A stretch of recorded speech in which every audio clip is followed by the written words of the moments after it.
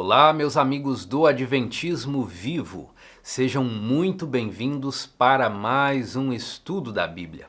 É uma satisfação estar na sua companhia para juntos investigarmos o que Jesus deixou para nós. Estamos usando este guia de estudos cujo tema é As Parábolas de Jesus. E chegamos aqui ao estudo de número 6, cujo título é Amando o Próximo. O nosso texto de estudo é Lucas capítulo 10, versos 25 a 37, que é o texto em que Jesus conta a parábola do bom samaritano. É isso que nós vamos estudar juntamente de outros tópicos. Então, veja o nosso sumário.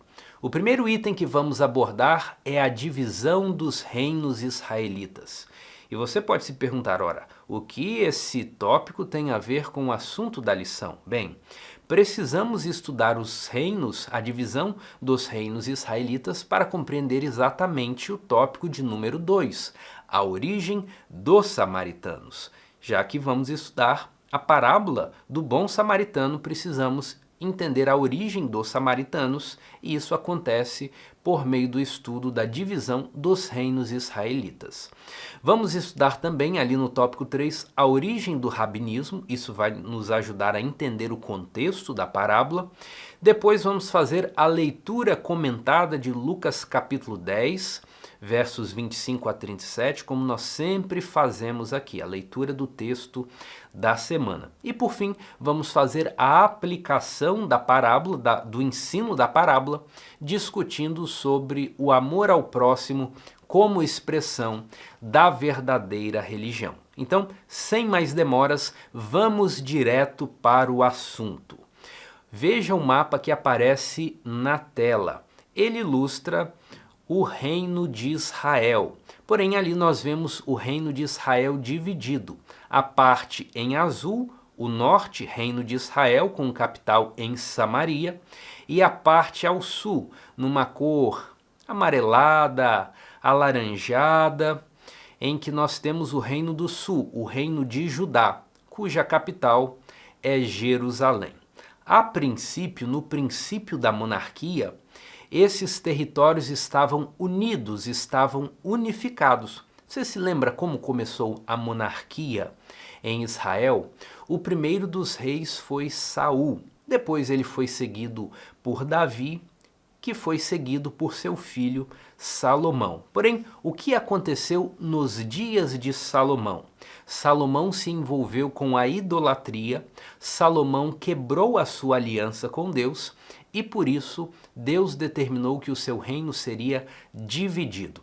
Veja esse texto do primeiro livro de Reis, no capítulo 11, a partir do verso 11. Diz assim: Por isso, especificamente por causa da idolatria, que é o contexto, por isso, disse o Senhor a Salomão: Visto que assim procedeste e não guardaste a minha aliança, nem os meus estatutos que te mandei, tirarei de ti este reino e o darei a teu servo. Esse servo era Jeroboão, que havia trabalhado como empregado, como um supervisor para Salomão. Contudo, não farei nos teus dias por amor de Davi teu pai. Da mão de teu filho o tirarei. Então o reino seria tirado das mãos do filho de Salomão. Todavia não tirarei o reino todo, darei uma tribo a teu filho por amor de Davi, meu servo, e por amor de Jerusalém que escolhi. Então uma parte do reino ficaria com o filho de Salomão, mas outra parte seria dada ao servo de Salomão. E isso se cumpriu por volta do ano 931, quando Roboão, filho de Salomão, estava no trono depois da morte de Salomão. O reino foi dividido entre a porção do norte e a porção do sul. A porção do norte, o reino do norte, chamado de Israel, ficou tendo como seu soberano Jeroboão, que havia trabalhado para Salomão. E o reino do sul ficou a cargo de Roboão, que era filho de Salomão. O que aconteceu com o reino do norte?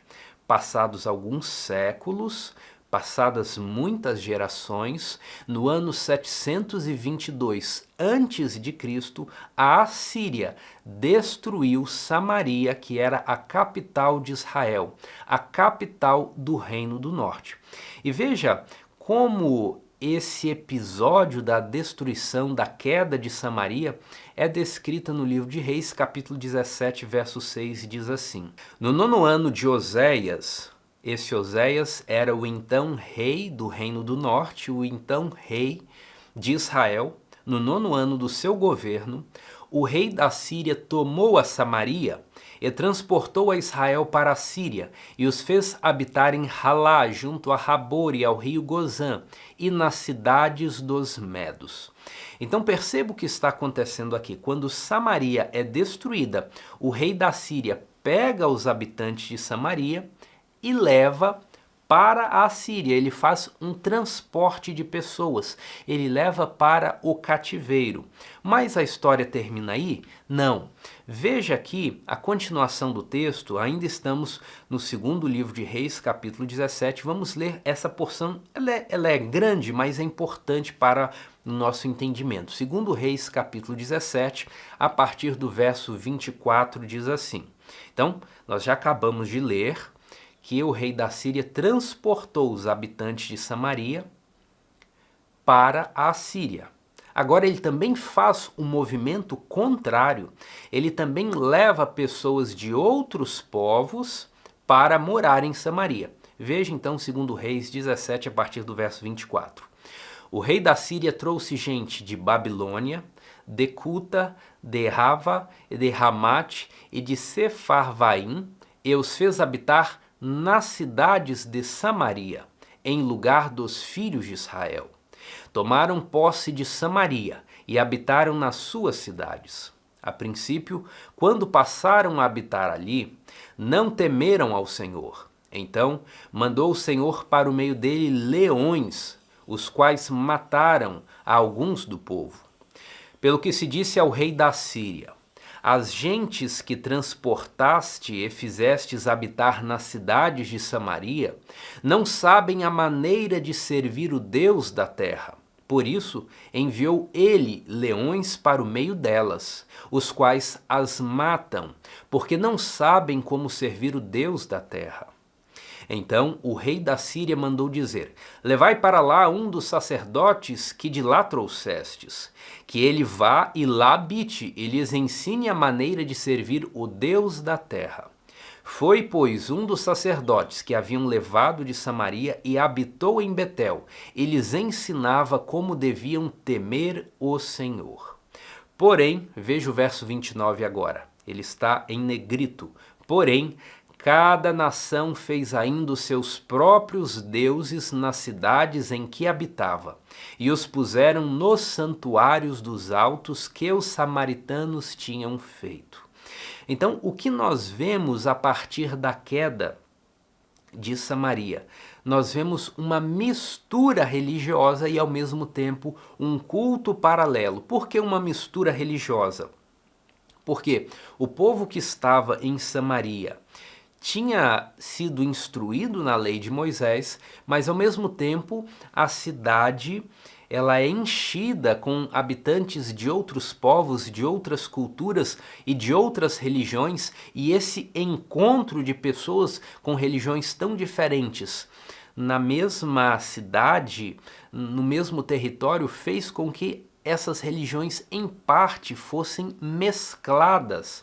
Ao mesmo tempo em que o rei da Síria determinou que um sacerdote israelita voltasse para ensinar a religião daquele território para os habitantes estrangeiros, esses habitantes estrangeiros continuavam cultuando os seus deuses pagãos. Então, havia sim uma mistura religiosa, mas também existiam cultos paralelos.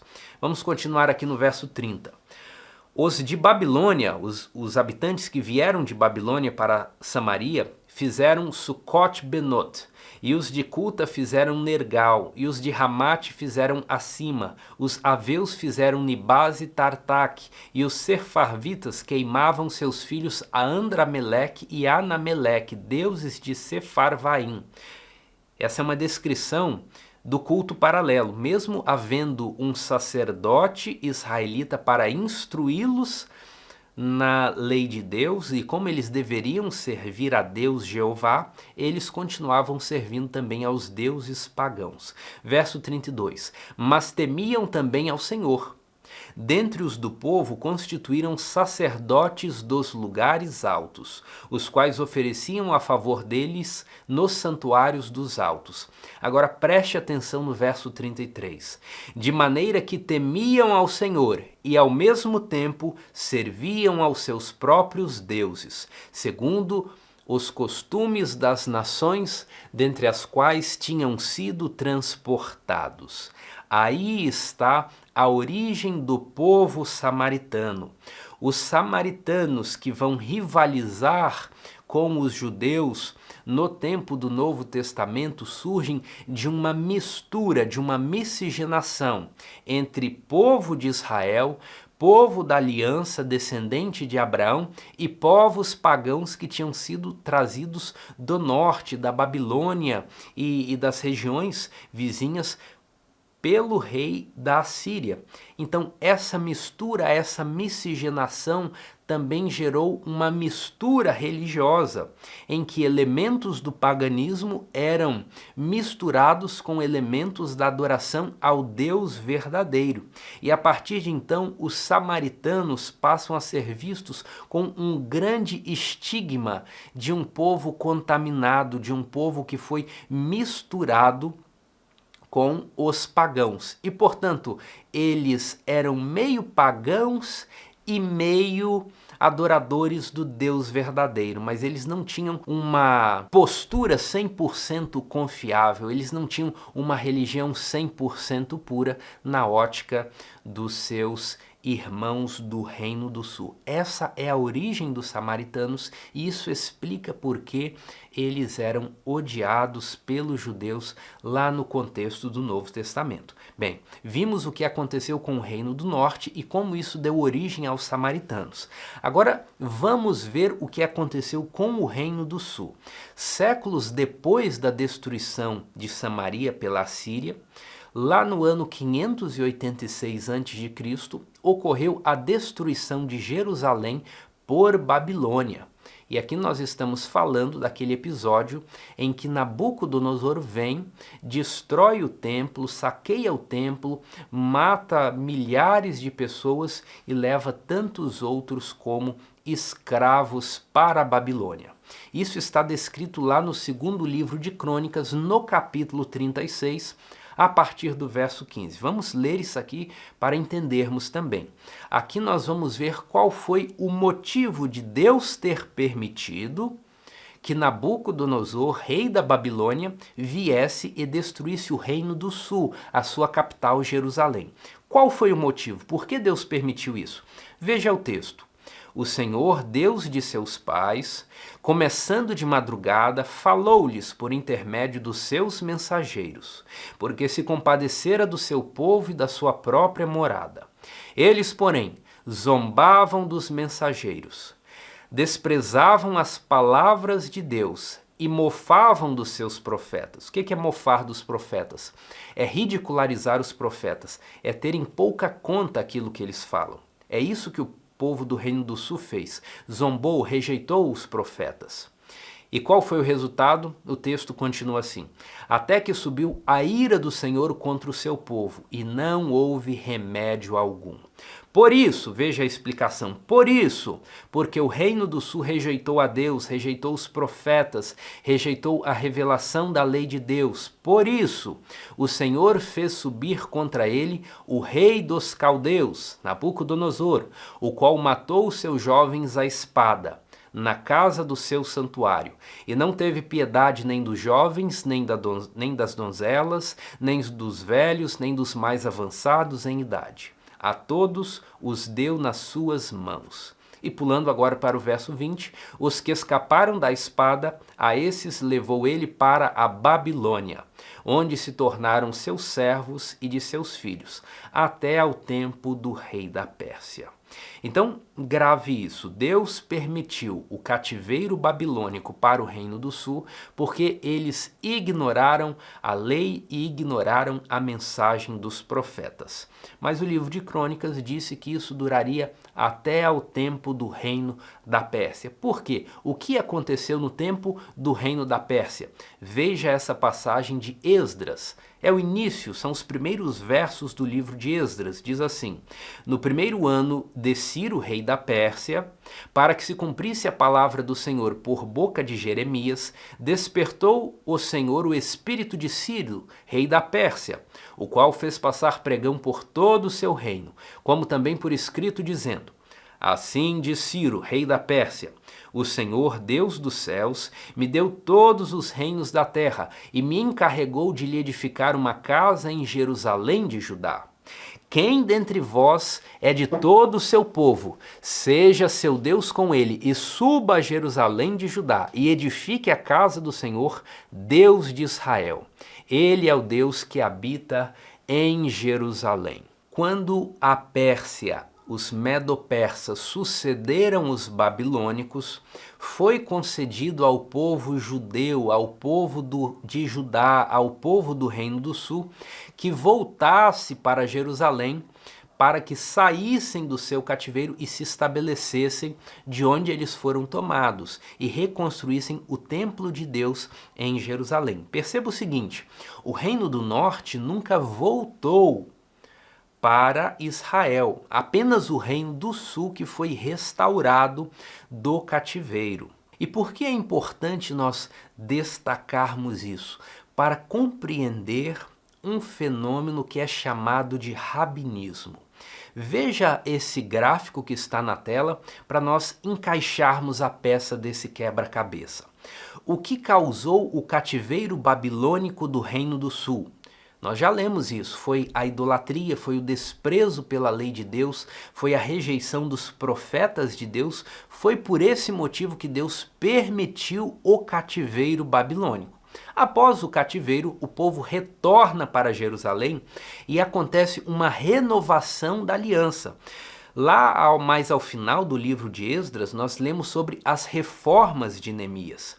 Neemias, ele fala isso: Deus nos mandou para o cativeiro porque nós éramos desobedientes e agora nós vamos ser leais, nós vamos ser fiéis, nós vamos ser obedientes, nós vamos renovar a nossa aliança com Deus e viver em estrita obediência a Deus. Então, quando o povo volta do cativeiro babilônico, passa a existir uma ênfase muito grande no estudo da lei e dos profetas, pois foi exatamente o descrédito para com a lei e os profetas que fez com que eles fossem levados para o cativeiro. Você entendeu essa lógica? Ora, se o que nos causou mal foi ter desconsiderado a lei e os profetas, então agora nós vamos enfatizar muito o estudo, a interpretação, a discussão sobre a lei e os profetas, para que não incorramos nos erros dos nossos pais e Deus venha permitir que os inimigos prevaleçam contra nós novamente. E essa ênfase no estudo da lei, na interpretação, nas discussões sobre o sentido e o alcance das palavras, principalmente de Moisés e dos demais profetas, deu origem a um fenômeno chamado rabinismo. Esse fenômeno do rabinismo, ele se mostra mais consolidado lá nos tempos do Novo Testamento, depois da destruição do templo pelos romanos, do templo de Herodes pelos romanos, no ano 70 depois de Cristo. Mas como nós estamos falando aqui de um fenômeno histórico, ele começa quando os judeus retornam do cativeiro babilônico. E em que consiste esse fenômeno do rabinismo? Duas características estão destacadas aí na tela. A primeira delas é a centralidade dos rabinos como líderes religiosos e intérpretes da lei judaica. E a segunda característica do rabinismo é a ênfase no estudo e na interpretação da Torá, os primeiros 5 livros da Bíblia, o Pentateuco, e também da tradição oral. Ou seja, se nós fomos para o cativeiro porque não demos ouvido e atenção à lei e aos profetas, agora nós vamos enfatizar grandemente entender o que diz a lei e os profetas. E ao longo dos séculos, essa ênfase foi se tornando muito obstinada, a tal ponto que o exercício religioso, em grande medida, era tentar ficar criando situações hipotéticas para ver como a lei se aplicava nos mínimos detalhes, nas situações mais mirabolantes possíveis. E nós temos algumas evidências disso no Novo Testamento, quando os fariseus vão discutir com Jesus. Por exemplo, veja esse texto na tela, João capítulo 8, versos 4 e 5, o caso da mulher apanhada em adultério. Como eles se dirigem para Jesus? Eles dizem assim: mestre, esta mulher foi apanhada em flagrante adultério. E na lei nos mandou Moisés que tais mulheres sejam apedrejadas. Tu, pois, que dizes? Ou seja, em vários momentos, os líderes religiosos, os rabinos, estão provocando Jesus para dar a sua interpretação da lei, porque isso era exatamente o exercício religioso deles, todos os dias, discutir como a lei se aplicava, como ela não se aplicava, qual era o sentido de cada uma das palavras e quais repercussões práticas poderiam ser tiradas de cada uma dessas palavras. Outro exemplo está lá em Marcos capítulo 10, verso 2, em que eles novamente perguntam a Jesus: é lícito ao marido repudiar sua mulher? O que é isso? Eles estão jogando com a lei de Moisés o tempo todo, porque existe aí uma obsessão por compreender tudo que se pode retirar da lei de Moisés. Isso é o rabinismo. E por que nós vimos isso? Exatamente porque aqui o nosso texto de leitura, Lucas capítulo 10, verso 25, nós temos também uma outra expressão, um outro exemplo disso, em que os líderes religiosos chegam forçando Jesus a dar a sua interpretação do texto bíblico. E nós precisamos entender o contexto do rabinismo para compreender então esse verso, esse pano de fundo que antecede Jesus falar da parábola do bom samaritano. Vamos então à leitura do texto. Lucas capítulo 10, a partir do verso 25, diz o seguinte: E eis que certo homem, intérprete da lei. Veja, quem vai propor a questão inicial para Jesus é um intérprete para Jesus, é um intérprete da lei.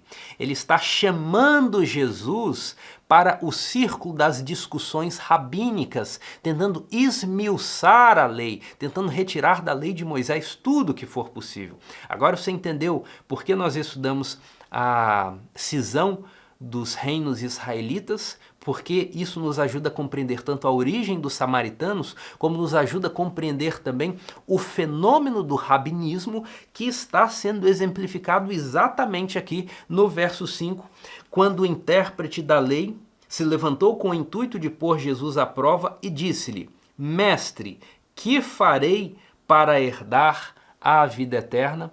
Ele está forçando Jesus a dar a sua interpretação, que era o exercício prático de vida religiosa deles constantemente. E como Jesus responde a ele? Verso 26. Então Jesus lhe perguntou: o que está escrito na lei? Como interpretas? Veja como Jesus conversa com ele. Ele é um intérprete da lei profissional. Então, quem deveria responder essa questão não era Jesus, era ele. Isso fazia parte da sua profissão.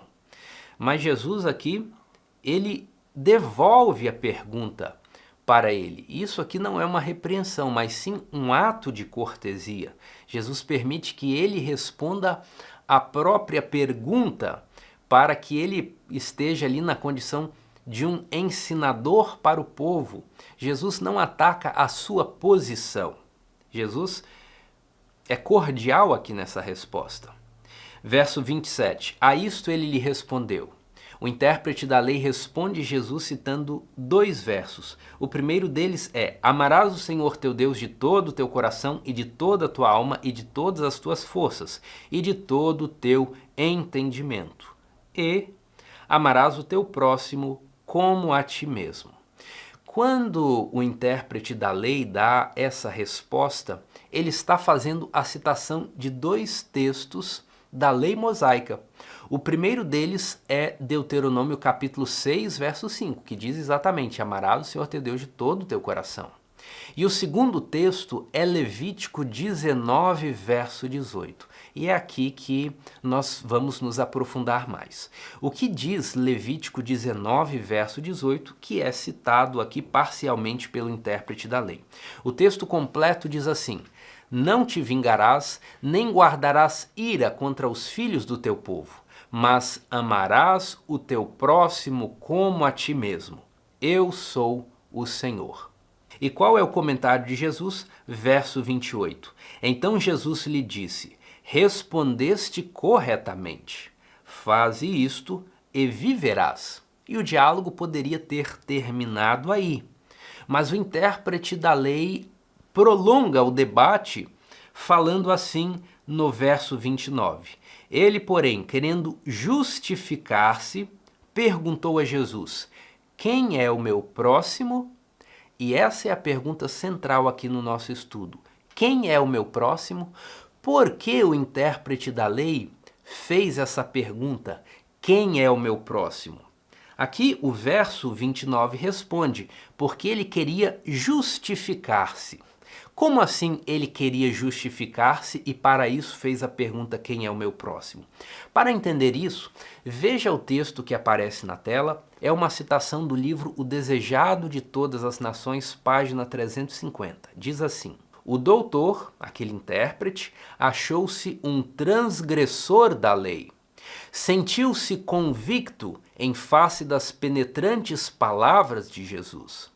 A justiça da lei, que pretendia compreender, não a praticara. O que Ellen White está falando aqui? O intérprete da lei, ele é impactado com as palavras dos textos do Antigo Testamento que ele mesmo citou. E quando ele cita esse texto e medita nesse texto e recebe o elogio de Jesus dizendo que é assim mesmo, que ele respondeu corretamente, ele compara a sua própria vida aos textos que ele havia citado e vê que ele não está seguindo aquele padrão de amor dos textos mencionados. E daí entra esse comentário do livro Desejado de Todas as Nações. Ele achou-se um transgressor da lei. Sentiu-se convicto em face das penetrantes palavras de Cristo. A justiça da lei que pretendia compreender não a praticara. Não manifestara amor para com os seus semelhantes. Era necessário haver arrependimento. Em lugar disso, porém, procurou justificar-se. Em vez de reconhecer a verdade, procurou demonstrar quão difícil de ser cumprido é o mandamento. Esperava assim pôr-se em guarda contra a convicção e justificar-se perante o povo. Então, em resumo, por que o intérprete da lei lança uma nova pergunta a Jesus dizendo: quem é o meu próximo? Em primeiro lugar, para mostrar ao povo que ele sabia que havia uma discussão ali sobre o conceito do próximo e também para acalmar a sua consciência que o estava acusando de ser um transgressor. Vamos entender melhor essa questão da discussão que havia entre os rabinos sobre quem era o próximo? Vou continuar lendo mais um parágrafo do livro Desejado de Todas as Nações. Diz assim: entre os judeus, essa questão, qual questão? Quem é o meu próximo? Entre os judeus, essa questão dava lugar a infindáveis disputas. Não tinham dúvidas quanto aos gentios e samaritanos. Esses eram estranhos e inimigos.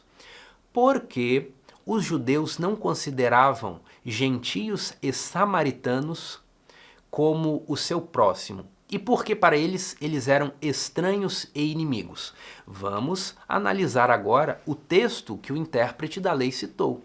Ele não mencionou Levítico 19, verso 18? Veja o que diz esse texto. Não te vingarás, nem guardarás ira contra os filhos do teu povo, mas amará o teu próximo como a ti mesmo, eu sou o Senhor. Perceba que neste verso, as ações são dirigidas para dois sujeitos, que são designados como os filhos do teu povo e o próximo. Então, o conceito de próximo é lido pelo sujeito anterior, os filhos do teu povo. Logo, alguém que não pertencia ao povo judeu, alguém que não vivia na aliança feita com Abraão, na aliança feita por Moisés, esses não podiam ser considerados como componentes do próximo a quem os judeus deveriam amar. Essa era a interpretação que eles faziam. E nós podemos ajuntar a esse texto um outro. Lá em Mateus capítulo 5, versos 43 a 44, Jesus também fez referência a essa interpretação dos rabinos sobre Levítico 19, verso 18. Veja o que Jesus disse lá no Sermão da Montanha. Ouviste o que foi dito, amarás o teu próximo e odiarás o teu inimigo. Jesus está citando aqui a interpretação que os rabinos davam a Levítico 19, verso 18. Mas perceba o seguinte, amarás o teu próximo faz parte da lei de Moisés, mas a segunda porção, odiará o teu inimigo, não faz parte do que os profetas, do que está escrito na lei no Pentateuco. Odiarás o teu inimigo é uma interpretação dos rabinos sobre Levítico 19, verso 18. Tanto é que Jesus fala, ouvistes o que foi dito, amarás o teu próximo e odiarás o teu inimigo. Eu, porém, vos digo, amai os vossos inimigos e orai pelos que vos perseguem. Então Jesus, ali no Sermão da Montanha, ele estava contrariando a interpretação dos rabinos sobre Levítico 19, verso 18. Disso aqui nós retiramos que um ponto estava pacífico para os judeus. O próximo, que deveria receber o amor, só poderia ser alguém dos filhos do teu povo, só poderia ser alguém que vivia debaixo da aliança feita por Moisés. Esse era um ponto pacífico. Portanto, os pagãos e os samaritanos deveriam ser tratados como inimigos. Agora que nós já entendemos isso, vamos voltar para o texto do Desejado de Todas as Nações e ler novamente esse início. Entre os judeus, essa questão dava lugar a infindáveis disputas. Eles ficavam discutindo quem era o próximo. Não tinham dúvidas quanto aos gentios e samaritanos. Esses eram estranhos e inimigos. E isso pela interpretação rabínica de Levítico 19. Agora veja a continuação do texto. Mas como fazer a distinção entre os de seu próprio povo e as várias classes sociais? Então, qual que era a discussão? Entre os que estão debaixo da aliança feita por Moisés, será que todos são próximos? Todos estão inclusos no conceito de próximo? Todos devem ser amados? Continuando, a quem deveriam os sacerdotes, os rabis, os anciãos considerar como seu próximo? Passavam a vida numa série de cerimônias para se purificarem. O contato com a multidão ignorante e descuidada, ensinavam eles, ocasionava contaminação. E o remover esta exigiria esforço enfadonho. Agora preste atenção nessa última pergunta em negrito. Deveriam considerar os imundos seu próximo? Esse aqui é o ponto, é isso aqui que nos ajuda a entender a parábola. A discussão que o intérprete da lei lança para Jesus parte do princípio que mesmo entre o povo de Deus haviam aqueles que estavam em condição de ser amados e aqueles que eventualmente não estariam em condições de ser amados e de serem tratados com bondade, com misericórdia. E o que retiraria, eventualmente, essa era a discussão, e o que retiraria dessas pessoas a possibilidade de serem consideradas como próximo e de receber amor. A sua contaminação, a sua imundície cerimonial. Vamos entender isso? Com base na lei de Moisés, havia vários casos em que uma pessoa se tornava imunda cerimonialmente. Veja na tela alguns exemplos. Havia a impureza por contato com cadáveres. Então, se alguém esbarrou, se alguém tocou, se alguém pisou num animal morto ou mesmo num corpo de um ser humano morto, essa pessoa estava impura e tinha que passar por um ritual. Havia também impureza por doenças de pele, impurezas por corrimento seminal ou fluxo menstrual. A mulher que passava pela sua fase de menstruação estava impura, deveria cumprir um ritual. E um homem que teve um corrimento seminal, seja por uma poluição noturna, seja por uma doença venérea que estava gerando algum tipo de corrimento, ele também estava cerimonialmente impuro e deveria passar por um ritual.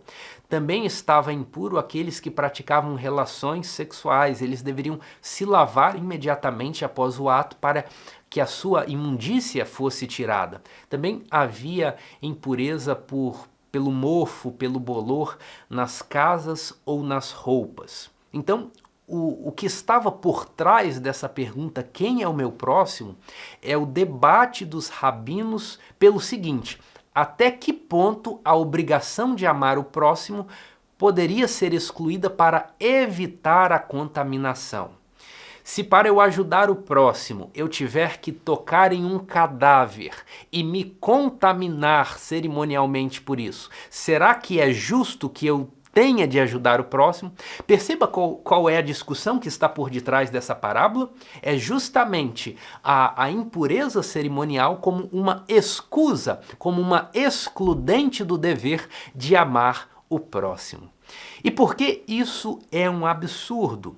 Porque a mesma lei mosaica que determina amar ao próximo, ela também determina que mesmo um animal pertencente a um inimigo deve ser cuidado. Vamos entender isso melhor? Veja o texto que aparece na tela. Êxodo capítulo 23, versos 4 e 5. Se encontrares desgarrado o boi do teu inimigo, está falando aqui do animal do inimigo, ou o seu jumento, lhe reconduzirás. Se vires prostrado debaixo da sua carga o jumento daquele que te aborrece, não o abandonarás, mas ajudá-lo-ás a erguê-lo. Perceba então que a mesma lei mosaica que lista os casos de impureza cerimonial, ela também diz que mesmo um animal de um inimigo que estivesse perdido, um animal de carga que tivesse caído debaixo da carga muito pesada, deveria ser ajudado, mesmo o animal do inimigo. Agora, quando os rabinos estão discutindo se a impureza cerimonial exclui o dever de amar ao próximo, perceba o que eles estão fazendo. Eles estão criando uma categoria de ser humano que tem um status inferior ao status mesmo dos animais que pertencem ao inimigo. Então perceba para onde o rabinismo, essa obsessão por fazer desdobramentos sucessivos da lei de Moisés, perceba para onde esse fenômeno estava levando os líderes religiosos do tempo de Jesus. Eles estavam criando uma casta de pessoas que tinha direito a um tratamento inferior ao que os animais dos inimigos tinham direito. Que situação! Jesus veio para corrigir exatamente esse ponto. E então, ele, ciente de todo esse contexto, de toda essa discussão, Jesus não tenta dar uma resposta discursiva para a pergunta do intérprete da lei: quem é o meu próximo? Em vez disso, Jesus conta uma história. Jesus conta a parábola do bom samaritano. E ele começa assim no verso 30. Jesus prosseguiu dizendo: certo homem descia de Jerusalém para Jericó, e veio a cair em mãos de salteadores, os quais, depois de tudo lhe roubarem e lhe causarem muitos ferimentos, retiraram-se, deixando-o semi-morto. Sabe o que é muito interessante aqui? Que essa parábola não foi uma história fictícia elaborada por Jesus. Jesus estava se referindo a um evento que todos os ouvintes ali tinham conhecimento. Veja o livro Desejado de Todas as Nações, página 351, diz assim: isto não era uma cena imaginária. A história do bom samaritano. Não era uma cena imaginária, mas uma ocorrência verídica que se sabia ser tal qual era apresentada. E veja mais, o sacerdote e o levita que tinham passado de largo encontravam-se entre o grupo que escutava as palavras de Cristo. Que surpreendente! Jesus responde o intérprete da lei contando uma história que todos ali, todos os ouvintes conheciam, e mesmo as pessoas que participaram dessa história, o sacerdote e o levita, estavam na multidão de ouvintes. Então, Jesus continua relatando a história assim: casualmente descia um sacerdote por aquele mesmo caminho e vendo-o, o homem que estava semi-morto no chão, vendo-o, passou de largo. Semelhantemente, um levita descia por aquele lugar e vendo-o, também passou de largo. Nós poderíamos nos perguntar: por que o sacerdote e o levita, que eram homens religiosos, que tinham ali as suas profissões ligadas ao templo e que, portanto, estavam frequentemente com a lei de Deus em mente, explicando isso para o povo, por que eles passaram de largo? Bem, não é difícil imaginar que a primeira razão seja medo. Se ali um homem foi assaltado e foi espancado, o que se faz? Você foge daquele lugar de perigo o mais rápido possível. Essa é a tendência, essa é a reação de qualquer ser humano. Fugir do perigo, preservar primeiro a si mesmo e depois pensar no outro. Agora, uma outra explicação de por que o sacerdote e o levita olham aquele homem caído semi-morto e passam de largo pode ser exatamente pela questão da impureza cerimonial. Vamos retomar isso que nós já vimos? Imagine o sacerdote e o levita olhando para aquele homem que estava semi-morto e pensando assim: ora, ele está vivo ou ele está morto? Se ele estiver morto e eu encostar nele, então eu vou ficar impuro por 7 dias. E eu vou ter que fazer um ritual para tirar de mim essa impureza. Ah, imagine que esse homem caído aí tem alguma doença de pele. Ele está todo sujo de poeira, essa mistura de sangue com terra aí. Não dá para ver se a pele dele está boa. E se eu tocar e se ele tiver uma doença de pele, eu vou estar impuro. Imagina se esse homem aí caído no chão teve uma relação sexual e não se lavou após ela e eu encostar nele, eu estarei impuro. Imagina se tem um mofo, um bolor na roupa desse homem e eu encosto, eu estarei impuro. Então, note como a questão da impureza cerimonial explica tanto o contexto de fundo dessa parábola de Jesus, quanto a ação do sacerdote e do levita. Os rabinos debatiam até que ponto a obrigação de amar o próximo poderia ser excluída para evitar a contaminação. Talvez esses dois religiosos usaram essa lógica. Eu devo amar meu próximo, mas esse é um próximo que está imundo. Portanto, se eu tocar nele, eu serei contaminado. Logo, a minha obrigação de amá-lo está excluída. Ele não é meu próximo. Você entendeu esse raciocínio rabínico que está subjacente à parábola? Essa era a discussão dos líderes religiosos. E essa parece ser uma explicação consistente para a reação do sacerdote e do levita. Continuando aqui a história. Certo samaritano que seguia o seu caminho passou-lhe perto e, vendo-o, compadeceu-se dele. Aquele que era rejeitado e desprezado pelos judeus, aquele que era tido como meio temente a Deus e meio idólatra, meio pagão, esse foi o que manifestou misericórdia. E chegando-se, pensou-lhe os ferimentos, aplicando-lhes óleo e vinho, e colocando-o sobre o seu próprio animal, levou-o para uma hospedaria e tratou dele. No dia seguinte tirou 2 denários e os entregou ao hospedeiro, dizendo: cuida deste homem, e se alguma coisa gastares a mais, eu te o indenizarei quando voltar. E Jesus, depois de relatar a história que as pessoas ainda tinham na memória, ele pergunta: qual destes 3 homens te parece ter sido o próximo do homem que caiu nas mãos dos salteadores? E eu imagino o intérprete da lei com a voz embargada agora para responder a pergunta. Verso 37. Respondeu-lhe o intérprete da lei: o que usou de misericórdia para com ele. E parece que ele respondeu isso em seco, porque para qualquer de nós que fosse feita essa pergunta: qual destes 3 te parece ter sido o próximo do homem que caiu na mão dos salteadores? Nós responderíamos: o samaritano. Mas como o intérprete da lei responde, ele se recusa a falar a palavra samaritano. Em vez disso, ele responde: o que usou de misericórdia para com ele. Então, Jesus lhe disse: vai e procede tu de igual modo. Esse é o poder das histórias, esse é o poder das parábolas. Frequentemente, elas são superiores a explicações racionais e didáticas, porque elas lançam para o ouvinte a extensão daquele conceito.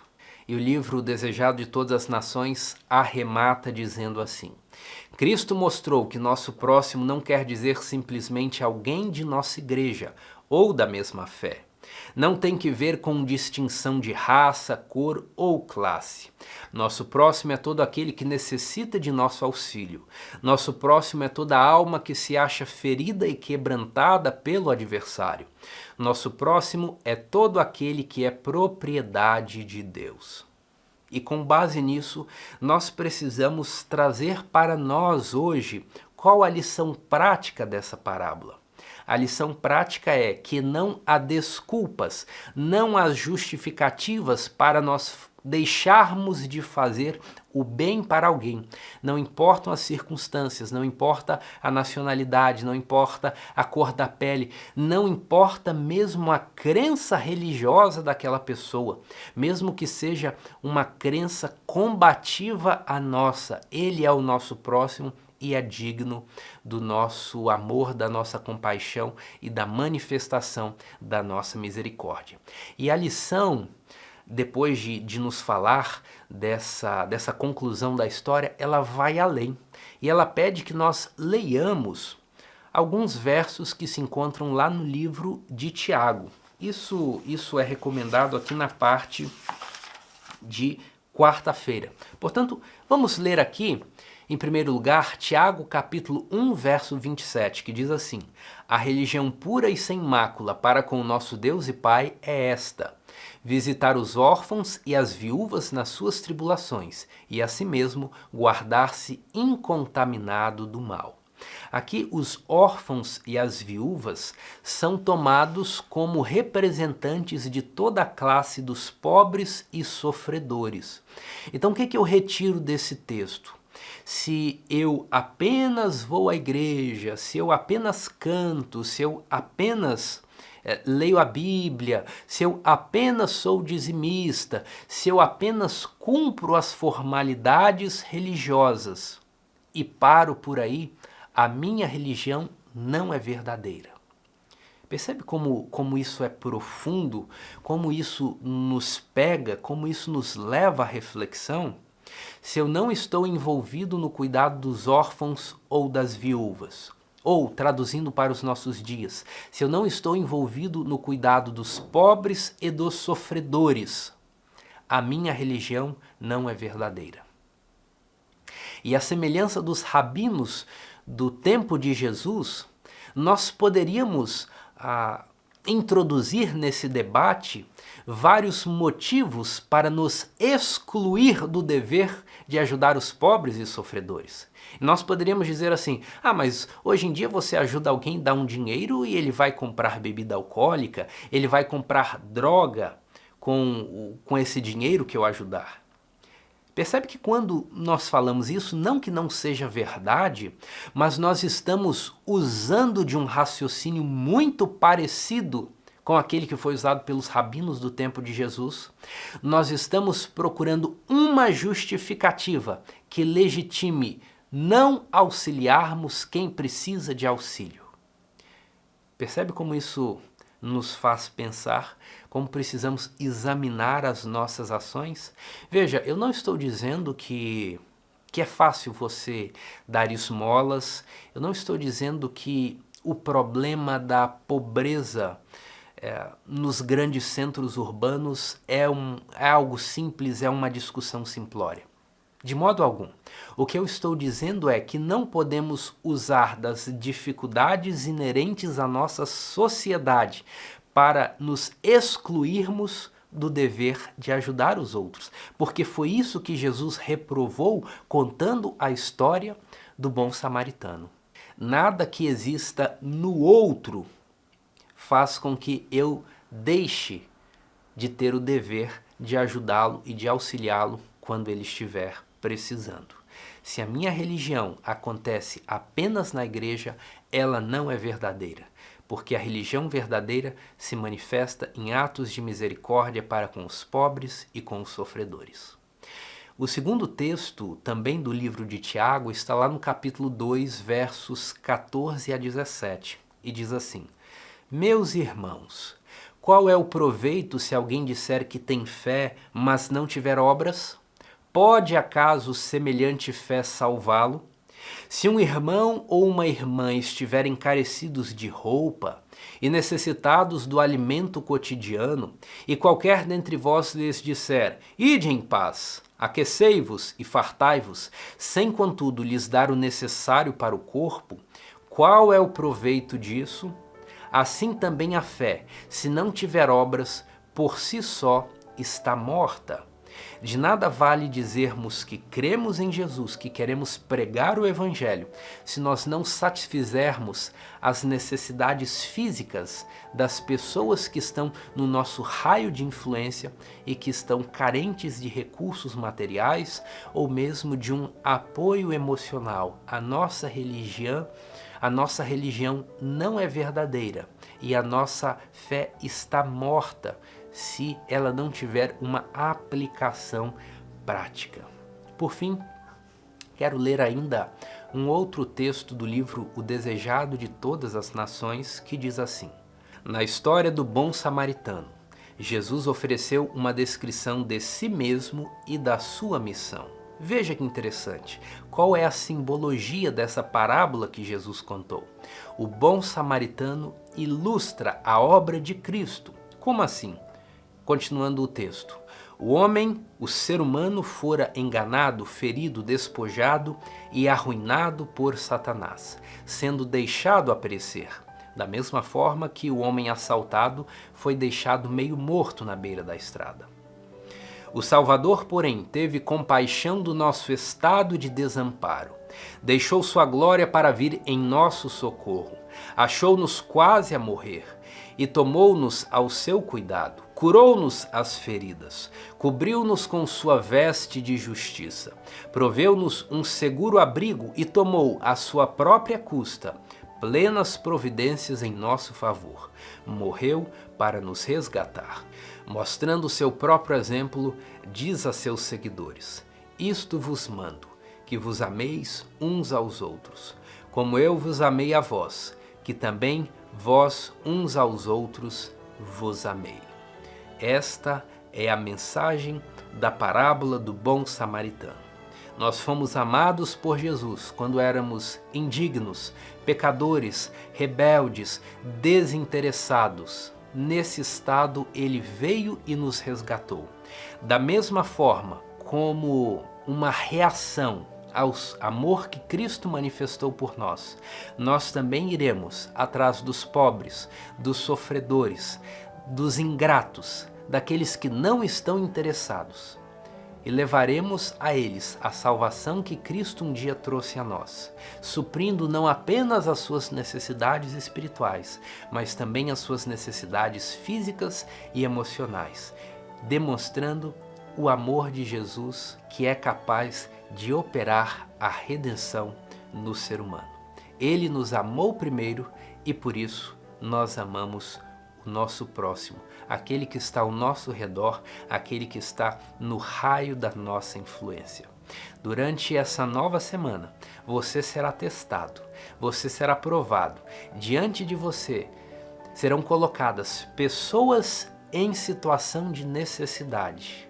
E você poderá agir como bom samaritano, agir como Jesus. Ou você poderá escolher manifestar uma religião meramente formal, uma religião que se expressa apenas dentro da igreja. Mas queira Deus que o princípio do amor verdadeiro, do amor prático, esteja no seu coração e no meu coração e que possamos agir para com os necessitados como Jesus agiu para conosco. Que nesse propósito, Deus abençoe você e até na semana que vem.